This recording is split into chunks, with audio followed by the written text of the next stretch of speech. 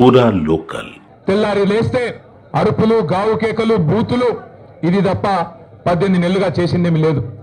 కానీ basic knowledge లేని ముఖ్యమంత్రి, బేసిక్ నాలెడ్జ్ లేని ముఖ్యమంత్రి అని తెలిసినా ముఖ్యమంత్రి ముచ్చట పడుతుంది కదా, దమ్ముంటే రండి చర్చకు అని ఖార్గే సాబ్ సాక్షిగా సవాల్ విసిరింది కదా.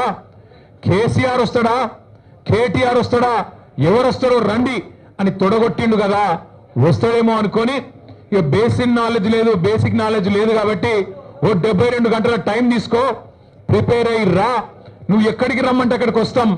ఒకవేళ ఎందుకంటే నీకు మాట మీద నిలబడే అలవాటు లేదు కాబట్టి, నువ్వు మాట తప్పుతావని తెలుసు కాబట్టి, నీకు జూలై 8 నాడు 11 గంటలకు మేమే ప్రెస్ క్లబ్కి వస్తాం. ప్రెస్ మిత్రుల సాక్షిగా ఒక న్యూట్రల్ వెన్యూ మీద రాష్ట్రంలో మీడియా సాక్షిగా, రాష్ట్ర ప్రజల సాక్షిగా ఎవరేం చేసినరో, రాష్ట్ర రైతాంగానికి, రాష్ట్రంలోని యువతకు 10 ఏళ్ల కేసీఆర్ ప్రభుత్వం ఏం చేసిందో, 18 నెలల నీ ప్రభుత్వం ఏం చేసిందో తేల్చుకుందాం రమ్మని ముఖ్యమంత్రి గారు సవాలు విసిరితే స్వీకరించి నేను వస్తా అని చెప్పిన.